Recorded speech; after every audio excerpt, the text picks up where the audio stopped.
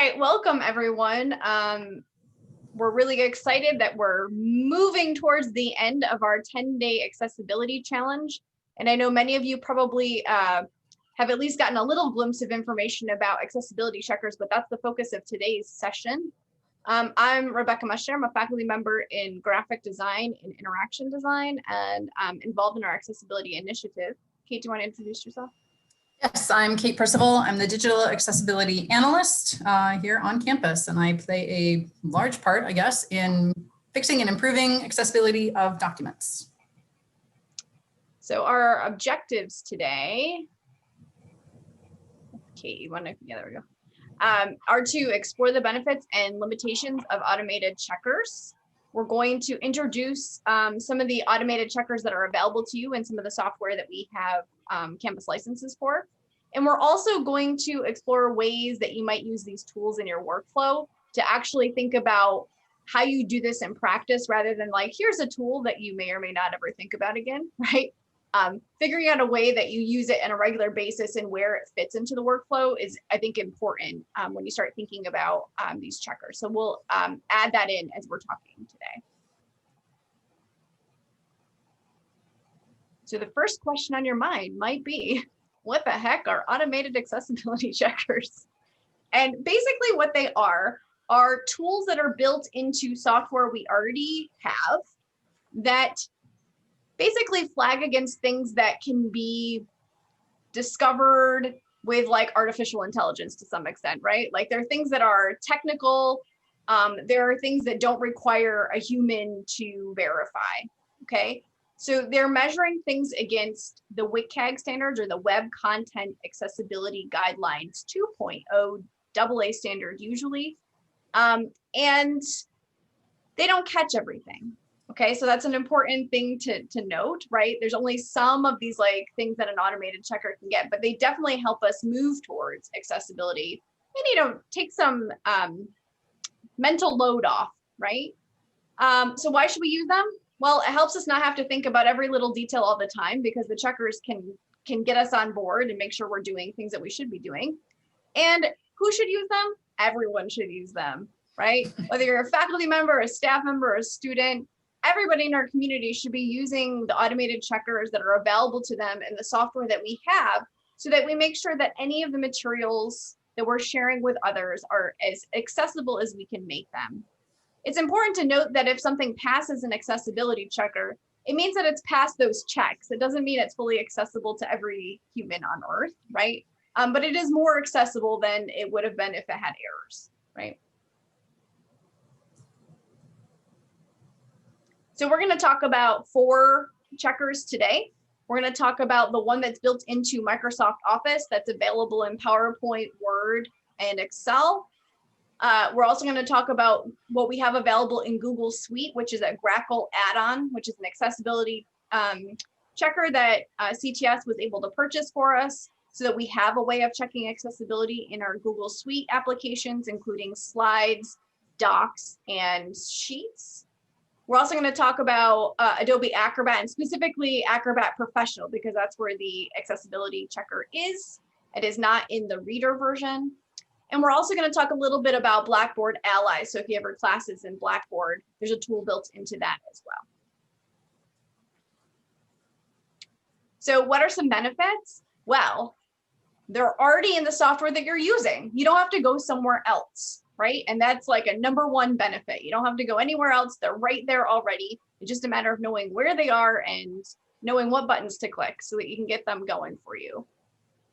It can help you improve the accessibility of the digital materials that you're creating. We're focusing really today on checking the materials that you created. You can use some of these checkers like the one in Acrobat Professional and in Ally to check some of the materials that you might have gotten from third parties. They might be a little trickier to fix and things. So we're going to focus most of our attention on things that you have full control over. They flag kind of machine detectable errors, and they also provide some warnings. So there are some things that are like absolute errors that you definitely need to fix. And there are some warnings that it will flag for you and just prompt you to consider why you're doing something and whether or not you might need to make a change because of the reason why you're doing something. And then The checkers also provide guidance on how to fix things, right? Some of the guidance is better than others, we will totally admit. And if you're not familiar with the checkers, the first time you see a warning or an error, it might seem like it's in a foreign language. But I promise you that after you do it a couple times, like you'll get more comfortable with it. And it's the same kinds of things that appear again and again. And some of the checkers actually allow you to fix issues right in the checker, which is awesome. As I mentioned before, there are some limitations to these checkers. So like we want to get your hopes up a little bit, but not too far, right? Like manage our expectations here.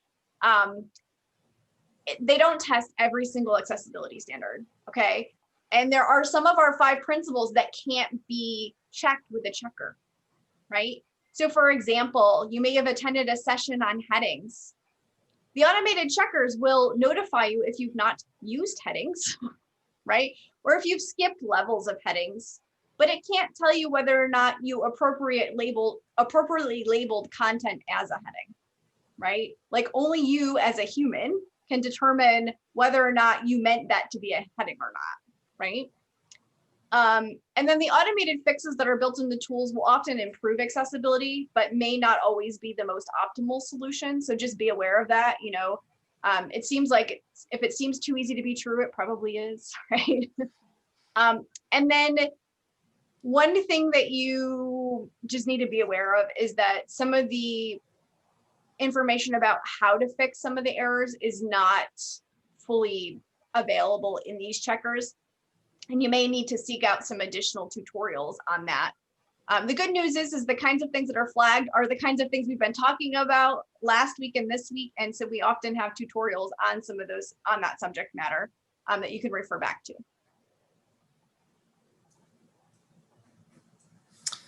So the first software checker that we'll talk about today is Microsoft Office. And as Rebecca mentioned, this is used in Microsoft Word and PowerPoint and Excel.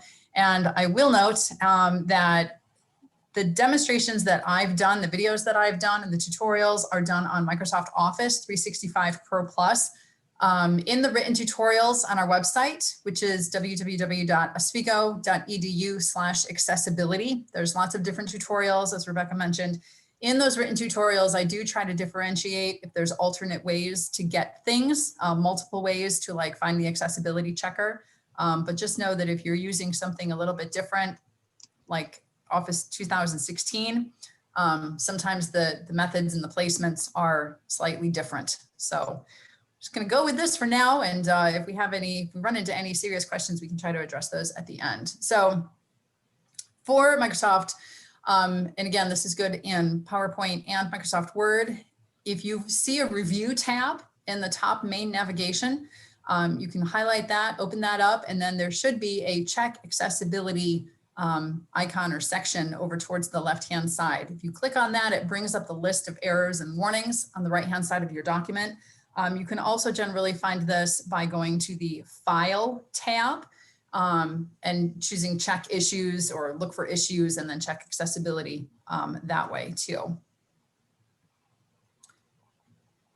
So use cases for Microsoft Office checker, it does refresh. So it will, if you keep it open while you're working on your document, if a new error occurs, it will pop up. If you fix an error or correct something that was already there, it will remove it. So it does refresh, which is kind of nice as you're working through your document. You can kind of keep track really quickly, as to whether you're making improvements or not. It's always recommended to, of course, check your document before sharing with others, even if it's just 1 or 2 people. You always want to kind of run the checker just to make sure that the baseline accessibility issues are taken care of. And then you also want to export it to a PDF. If you are converting your Word document over to a PDF, if you simply save as, it will not preserve all of the accessibility features. So you want to export it to a PDF. And then this is kind of a different subject, but once you get it into PDF version, it's of course recommended to recheck your accessibility issues within Acrobat. So we will talk about that a little bit later during this presentation as well. So I do have videos throughout this presentation that are approximately a minute or so long, and they kind of they walk through the different process for these different checkers. So we'll play the Microsoft Office video so you can see how the process is done. There are two ways to get to the checker. In the top navigation, you can come to the Review tab and then choose Check Accessibility, or you can come to the File tab, select Check for Issues, and then choose Check Accessibility. Both of these options will open up the error and warnings list on the right-hand side. If you expand each heading, you can see the individual element that is affected. When you select an error, it jumps to that element in the document. When you select the drop-down arrow on the right, depending on what the error is, it either gives you a way to fix it or offers some tips. If you want to convert this to a PDF, most people just want to use the Save As feature and change the file extension to PDF. However, in order to preserve more of the accessibility measures that we just corrected, we want to export this to a PDF. You may see an Acrobat tab in the top main menu, and then choose the Create PDF option. Or go to the File tab, down here towards the bottom, choose Export, and then select Create Adobe PDF. Either of those will help reduce PDF correction and remediation. So it's pretty simple. There are two ways pretty simple to get to the checker. I will note to you before Rebecca goes into Grackle, I will note that all of the videos that are used in this presentation are part of the accessibility series that you can find on the tutorials page. So you can go there and see all of these videos again as many times as you'd like.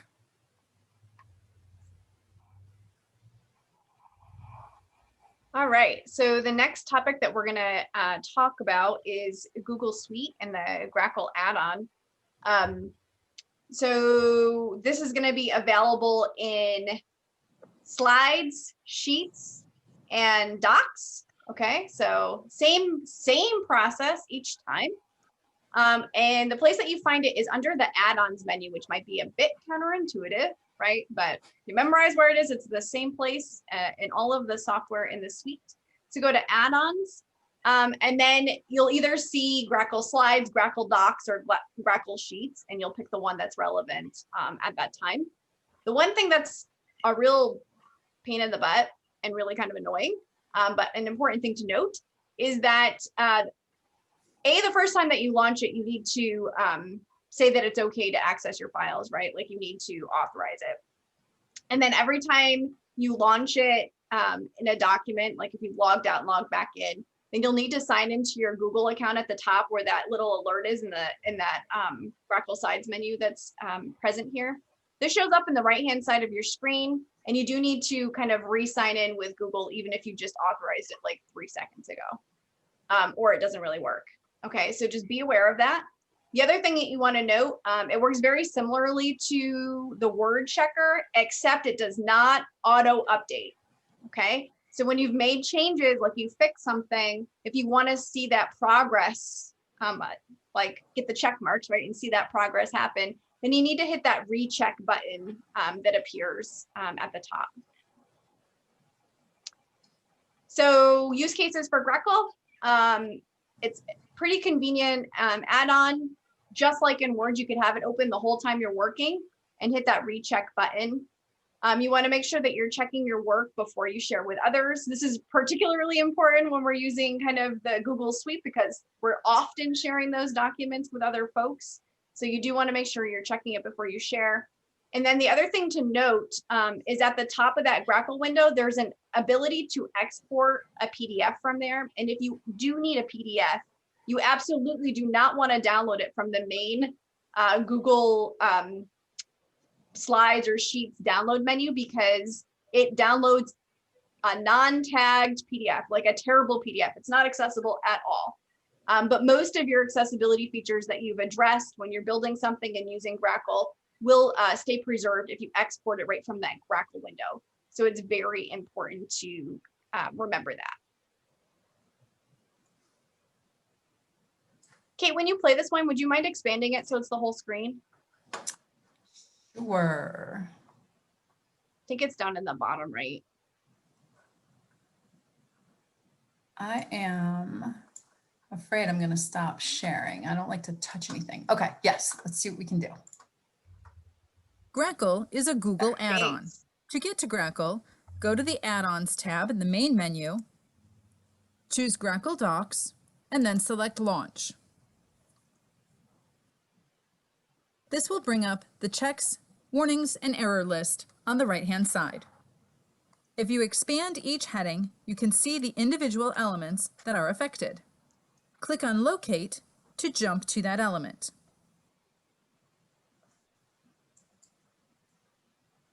So again, it's pretty easy to use once you know where it is. The key is that, sometimes the messages are cryptic the first time you see them. So if you run into troubles the first time out, take advantage of our office hours this week. Come run your checker with us today at 2 or tomorrow at 2, and we can help you feel confident that you know what each of those errors is and how to resolve them. Grackle. Stop. There. Okay. Moving on to Adobe Acrobat. PDFs are kind of their own beast in many ways for many different reasons. But Adobe Acrobat does have a couple different accessibility checkers that can be used that can sort of help make things a little bit easier as you're working on them. We're going to focus on the Action Wizard icon, which is located in the Tools tab of the main screen of Adobe Acrobat. And again, this is for the professional version, Adobe Acrobat Pro. This is not available in the reader version. So under the Tools tab, you want to go down to the very bottom of the screen, find the Action Wizard icon, and then select Open or Add. Open it will bring the Action Wizard open. If you add it, it will add it into the menu on the right-hand side, which I will explain or I will show in just a moment. You'll kind of get what I'm talking about. But it puts it over there a little more permanently, so you don't have to keep coming back to the Tools tab to open it. It will be in a menu that's in the PDF section. And then the Action Wizard is fairly simple. You choose Make Accessible and then follow the prompts along, and it will kind of walk you through some different issues and allow you to correct them. So again, with PDFs, because they are not a source document, they play slightly differently than Microsoft Word and Google Docs do. So before you convert to a PDF, before you export or convert to a PDF, you always want to make sure that the source document is as accessible as you can make it. And then of course, export to the PDF instead of saving it. And that will hopefully preserve many of the accessibility features that you had put in the source document.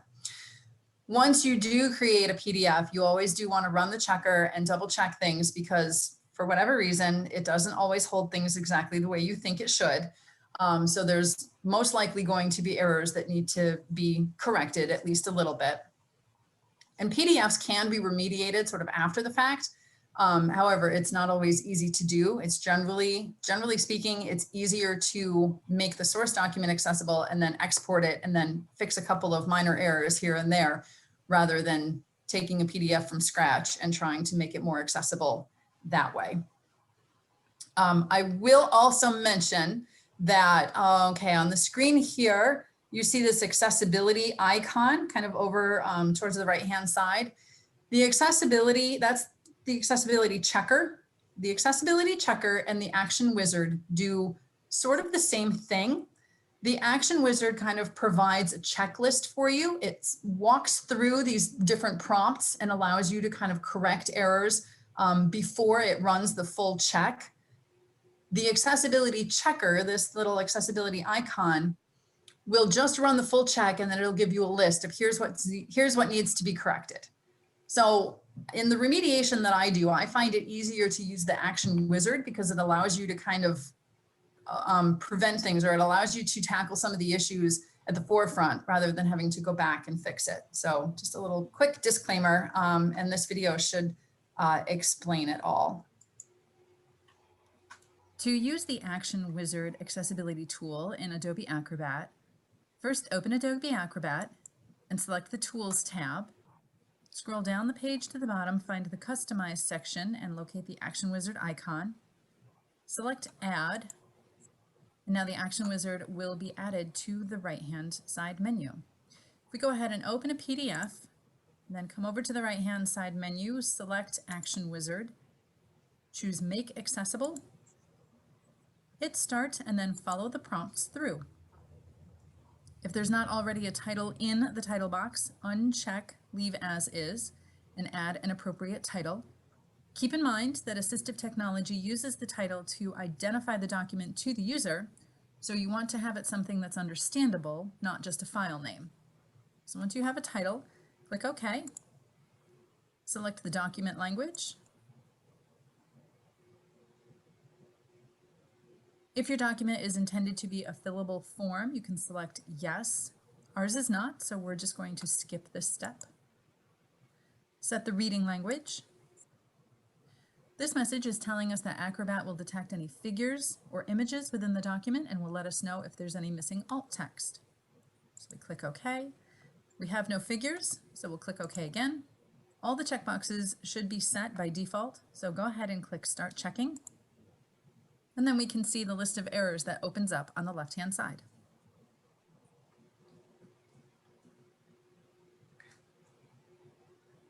So again, the accessibility icon in Adobe Acrobat will run that checker. However, the list of errors at the very end of the video that we saw on the right-hand side, there were only a couple. If you just run the accessibility checker, there will be many more and you have to go back and fix them. So it's a little bit easier just to run the action wizard. To use the Okay. It might be worth mentioning before we jump into Ally that there are some really common errors that come up, like the most common ones across all of the software, right? So Yes. the ones that just showed up in that video, right? Like the missing title, that comes up across all the checkers. It's one of the most common ones. It's because we often don't set the properties or the metadata for our documents, and that's why it's missing. So that's an easy thing to fix, but almost always comes up as an issue for folks. Same with language set, right? If we're not setting the properties of our document, that might not actually be set. So it auto detects often, and then we have to kind of confirm. That comes up in Grackle. It comes up in the Microsoft Office checker, and it comes up in Acrobat and everywhere else, right? So those are pretty common. Same thing with like missing headings. That's one that comes up often. So if you're not sure how to use headings, you should certainly check out the tutorials that are available on our accessibility webpage, which I put the URL in the chat a little earlier. And then finally, the other thing that comes up very frequently is missing alt text, right? Or that text equivalence. So those are some of the most really common ones. And now that you know what they are, they're not so scary, right? And you often see quite a few of those errors because those are really honestly the most common and some of the ones that provide the biggest barriers for people. So the last tool that we're going to talk about is Blackboard Ally. This is built into our learning management system and should be there automatically, especially if you have a newer course shell.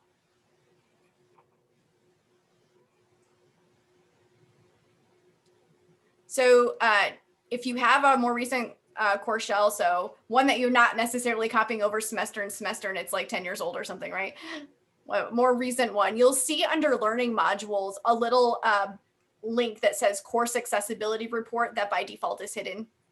Hint, you want to keep that hidden. But that provides you with a report of kind of an overall look at your course and all of the documents and materials that you have uploaded in your course. And it's like kind of the state of accessibility, right? There's a question about, is there Blackboard Ally in Canvas? There are similar tools available for Canvas, but Canvas is not a campus supported learning management system. So it's not something that the campus provides.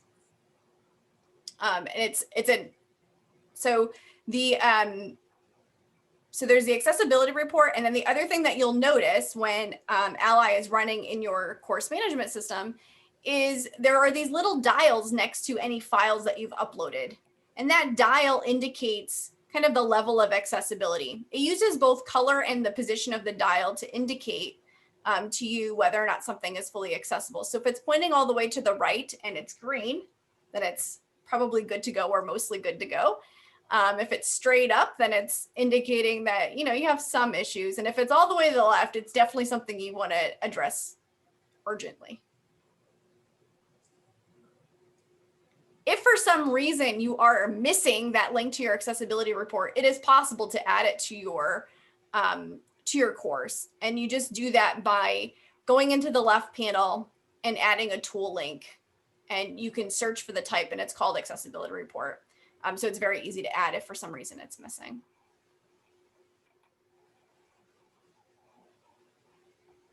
So there's a question about what percentage of the accessibility report is acceptable. Well, of course, we want it to be as accessible as possible, right? The goal here is that it can be really daunting to fix like everything on Earth, right? Especially if you see a whole bunch of red dials. We want everything to get better, right? Like that should always be our goal, is that it's getting better incrementally, right? And it's also important to know that there are reasons why you might have something in Blackboard and Ally is noting that it's not accessible, but it might be intentional, right? And there are some really special cases where that might be the case. And that might be if you have a printable version of a document that's not really meant to be read on screen, but you're actually intending to print it out. You're intending for students to print it out, and it says print in its file name, right? Then that one might have a really poor score knowingly, because it's really set up in a way that's meant for print, and you have another version that is accessible, right? So, you know, there's not a perfect answer to that question. So some of the use cases for Ally, it's really great to get an overall snapshot of the accessibility of your course. Again, this is an automated checker, so it only can measure certain kinds of things, right? So it's not an absolute. So even if you have a score of 100, it doesn't mean everything's absolutely accessible. It just means that it has passed all of the checks that are built into this tool. You are able to check and fix content that was created in Blackboard. So any items that you've created directly in Blackboard that aren't like attachments or whatever, you're able to fix right in Blackboard. You can also get a really nice prioritized list of the kinds of issues that you want to fix. So it indicates what the really severe issues are, and those are the ones that you want to address first. So in this question of like, what's acceptable? Well, you want to make sure you're minimally addressing all of the really severe issues, because that's providing such a barrier for even basic access, right? So the prioritization can be really helpful because it gives you a nice overview of maybe the common issues that you're facing in your course documents. You can also export more accessible PDFs. So you may have uploaded something that was a third-party PDF, right? Like maybe a chapter from a book or a scan or something, not super accessible, but you can download a more accessible version and then run a checker in Acrobat Professional and continue to remediate it. The other nice thing about Blackboard Ally is that it also has a student-facing component where you can download alternative file types. Faculty also have access to that ability as well. So if you want an audio version, an HTML version, etc. So this is an overview of what a course report might look like. It gives you an overview at the top of the different kinds of content types. So in this example, this course had 9 PDFs and 1 Word document. You'll see that there are 2 kind of quick links at the top. One that says fix low scoring content. That's a great place to start, right? Those are things that you really want to work on. And then also one for major issues. Those are the things that you want to prioritize, and that's what it puts up in the top of the window. And you can see at this moment in time, this course had a score of 19% out of 100, right? So there is some work to be done here. If you click on one of those tabs, you'll end up in a window that looks like this with a list of documents that might need to be fixed with their individual scores. And you can see that here, the biggest issue here were all these PDFs were really low scoring. So when you click on one of these, it'll bring up a specific file and it will walk you through what some of the major issues are. I've blurred out content in these examples to protect the innocent. So in this example, the PDF is not tagged. And this is really important. This means it really has no headings or anything. And that's a real big accessibility barrier to someone who might be using a screen reader. So this is indicating that this has like a pretty major issue, and all of the PDFs in this particular example had that same problem. So what's nice is there is a little bit of guidance. It's like, what does this mean? You can click on that button, get more information, and some information about how to tag a PDF. There's also the ability to download a tagged PDF, which is highly desirable. In the next screen, you can see another view that's also available. So by default, it shows you like the biggest problem of a document, but you are also able to see all of the issues in a list, which I personally find helpful. It's nice to know what to prioritize, but it's also nice to know what all of the problems are before you try to start solving them, right? So one thing that is, so this is really helpful because it can help you prioritize and understand what's wrong with a document. The thing to keep in mind about Ally is it's really good at kind of telling you what's wrong or whatever, and you can fix things if it's a Blackboard specific item. But things like PDFs, you're going to have to go back to either the original source that you created the PDF from, which is the best choice, or if that's not possible, then you would need to go into Acrobat Professional to actually resolve most of these issues. And Kate, can you handle this question? I know you've done this a million times. So how do I delete the files that I fixed that the report still reports is still needing fixing? I believe there is, like, if you check one of the boxes, or if you check that individual item, there should be a way just to delete it. I don't exactly remember how. I can follow up with this person with exact screenshots and whatnot after this presentation. But I believe you just click on it and either choose delete or hit delete and it takes it out. However, Ally and Blackboard can be a little bit funky sometimes. I've run into the problem where I've deleted a document and then uploaded a new document, and Blackboard seems to think that I never deleted the first document. So I'm not exactly sure what that's all about, but I know So check your work. What's that? So check your work extra times. Yeah, yes, check your work. The CTS help desk, I know, answers a lot of questions about Blackboard. The instructional designers are, they're part of their job is to work with faculty and kind of figure out some of these Blackboard things. So if you do ever run into barriers with Blackboard or Ally, I would say CTS help desk is the best place to go. Kate, I also think from this window here, right? Not the next one. Sorry. That's okay. So from this window, if you download it and fix it, you can actually re-upload it and it replaces the document. Yes. So that's a good workflow for folks. I have done that as well. Replace it and upload it straight through here, where on the right-hand side where it says drop file to upload, it will replace the document that you're uploading. So again, caution. I don't know if it keeps the original document that you're overriding or if it just completely overrides it. I think it completely overrides it. I believe that is the case as well. So, tread with caution. Yes, but that is possible. So if you're trying to, if you're trying to replace a syllabi that you've updated or whatever, and you don't want to have 6 different versions of the same thing in your course, I definitely suggest or recommend either overriding them, replacing them, or going through the content collection and just purging out anything that are, that is semesters old and you don't need or use anymore. All right. Okay.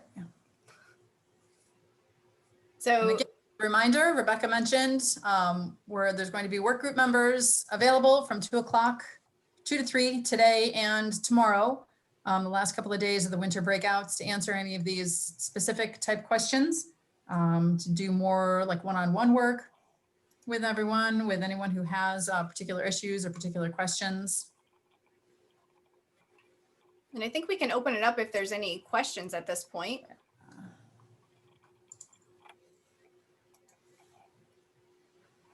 I think we've got all the ones in the chat, but is there anyone else that has any additional questions about any of these tools?